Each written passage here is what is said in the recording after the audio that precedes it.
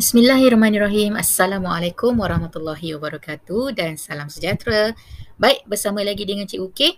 Kita masih lagi dalam topik tambah masa tapi kali ini melibatkan unit, abad dan dekad.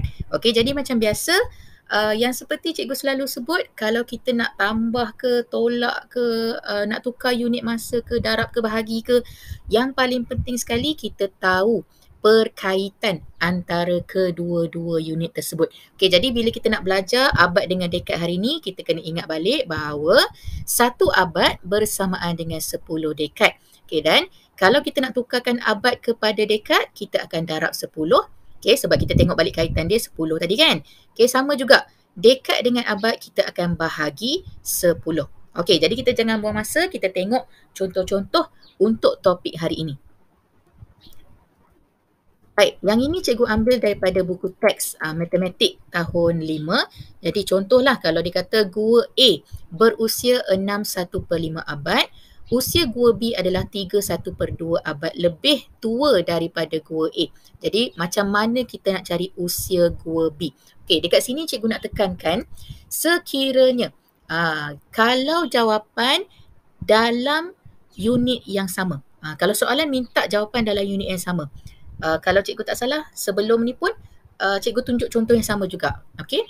Bila dia nak dalam unit yang sama, maka kita cuma ambil sahaja apa yang diberi dan kita tambah seperti biasa. Jadi kalau contoh dekat sini nombor bercampur, kita cuma tambahkan sahaja nombor bercampur. Okey, kita tak perlu nak buat jalan kerja, nak tukar dulu jadi dekad ke, nak tukar pula jadi tahun ke, lepas tu nak tukar balik jadi abad, tak payah.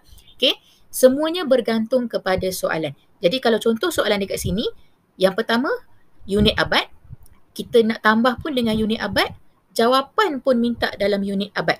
Jadi kalau dekat sini dah tak ada masalah. Kita cuma kira seperti biasa. Tidak perlu ada jalan kerja untuk pertukaran unit. Okey, tetapi sekiranya soalan seperti ini. 3/10 abad tambah 29 dekad. Tapi dia nak jawapan dalam dekad sahaja. Jadi kalau macam ni kita tengoklah yang mana kita kena ubah. Yang kita kena ubah adalah 3/10 abad. 29 dekad ni kita jangan kacau. Sebab dia dah dalam unit yang sama. Maksud jangan kacau tu, janganlah kita biarkan terus tak kira. Kita hold dulu. Kita pegang dia dulu. Kita letak tepi dulu. Kita selesaikan dulu 3/10 abad. Okey, jadi 3/10 nak dapatkan dalam dekad, kita akan darab 10 dan kita akan dapat 3 dekad. Bila kedua-duanya dah dalam unit yang sama, kita boleh terus jumlahkan untuk dapatkan jawapan akhir. Baik, kita tengok contoh yang lain. Okey, kali ini melibatkan nombor bercampur. Okey, kita ada dalam abad, kita ada dalam dekad, tapi jawapan nak dalam abad dan dekad. Jadi apa-apa, kita selesaikan dulu bahagian nombor bercampur ni. Okey, dekat sini cikgu ambil 4/5 sahaja. Okey, sebab nombor bulat ni, 3 ni kita dah memang tahu 3 abad. Jadi cikgu cuma nak tahu je 4/5 ni berapa dekad dia. Okey, jadi untuk tukarkan abad kepada dekad, kita darabkan dengan 10. Jadi kita masukkan dulu dengan sifir 5. So dekat sini kita dapat 8 dekad.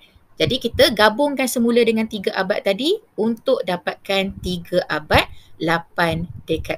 Jadi untuk kita nak tambah dengan 49 dekad ni, kita boleh gunakan jadual T yang ada unit, abad dan dekad. Okey, jadi pada video sebelum ni cikgu dah terangkan. Kalau perkaitan itu ada sifar di belakang. Contoh 10, 100, 1000. Jadi kita boleh terus anggap untuk bahagian dekad ataupun unit yang lebih kecil ni, berapa angka yang boleh kita letak. Jadi contoh satu abad ada 10 dekad. Jadi satu sifar bermaksud bahagian dekad boleh diletakkan satu angka sahaja.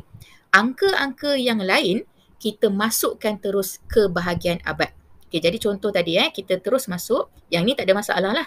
Okey, 3 abad, 8 dekad. Untuk dekat sini, 49 dekad ni. Kalau kamu nak letak dua-dua dekad-dekad ni pun boleh, tak ada masalah. Okey, tapi kalau kita dah tahu apa kaitan antara kedua-duanya, Jadi 9 yang belakang ni kita boleh masukkan ke dalam dekad. 4 kita terus masuk ke dalam abad. Dan kita boleh terus kira seperti biasa. Okey, jadi contoh 8 tambah 9, 17. Kita 17 ada dua angka, 1 dan 7. Kita cuma ambil bahagian sah. Jadi 7 akan masuk di bawah dekad. 1 itu dah masuk ke bahagian abad. Okey, jadi boleh faham ya. Jadi 1 tambah 3 tambah 4, kita dapat 8 dan kita keluarkan balik jawapan. Bila kita buat jadual T, jangan lupa kita keluarkan balik jawapan untuk dapatkan 8 abad 7 dekad. Okey, kali ni melibatkan perpuluhan pula. Samalah macam tadi. Dia nak dalam abad dan dekad. Jadi yang belakang ni dah memang sedia macam tu. Jadi kita hold kejap. Kita cuma tukarkan 2.8 abad. Okey, jadi kita darabkan dengan 10. Okey, pastikan titik ada seperti soalan. Kita gerakkan titik mengikut bilangan sifar ke sebelah kanan. Okey, sebab darab ini cikgu guna cara anak panah lah. Okey, kita akan dapat 28 dekad. Okey, dekat sini kita boleh terus masukkan ke dalam jadual T. Okay, jadi 1 abad bersamaan dengan 10 dekad. Kalau dikata 28 dekad, kita asingkan terus. 8 yang belakang ni akan masuk ke dalam dekad. 2 yang depan ni akan masuk ke dalam abad. Jadi 2 abad, 8 dekad. Kemudian kita tengok soalan, tambahkan dengan 4 abad, 7 dekad. Okey, 8 tambah 7, 15. 15 kita cuma ambil 5 sahaja. 1 itu ataupun 10 dekad itu kita terus masuk ke dalam 1 abad. Okey, 15. Okey, cikgu ulang 15 tadi kan, 8 tambah 7. 5 tu kita masuk dalam dekad. Kemudian ada baki lagi 10 dekad, betul? 10 dekad bersamaan dengan 1 abad. Tadi kita dah ulang kaji. Jadi 1 abad tu kita masuklah di bawah abad. Alright, so ini kita kira macam biasalah. 1 tambah 2 tambah 4, kita dapat 7. Dan kita keluarkan jawapan untuk dapatkan 7 abad 5 dekad. Okey, kali ni dua-dua sekali. Nombor bercampur pun ada, perpuluhan pun ada. Okey, jadi macam mana kita nak buat? So, kita tukar dulu. Yang pertama, kita dapatkan dulu 1/5 abad ini berapa dekad dia. Jadi kita boleh dapat alright, 2 dekad. Kemudian jangan lupa ada 1 kat depan ni. 1 yang besar ni bermaksud 1 abad. Jadi kita gabungkan balik 1 abad, 2 dekad. Baik, selesai nombor bercampur, kita tukar pula yang perpuluhan. 4.3 abad. Jadi kita tengok 4.3 kita darabkan dengan 10. Alright, untuk kita dapatkan 43 dekad. Jadi dua-dua ni kita dah tukar dah. So apa nak buat?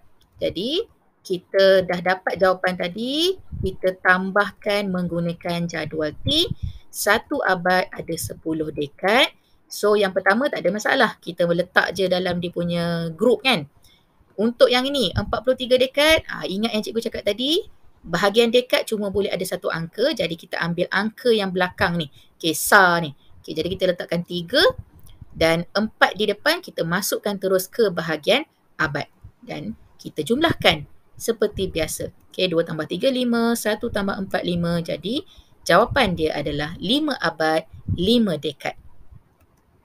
Okey, selesai topik hari ini. Cikgu harap kamu boleh faham dengan apa yang cikgu ajar. Jadi, kita berhenti dekat sini. Kita jumpa lagi dalam pembelajaran seterusnya. Terima kasih. Assalamualaikum. Jumpa lagi.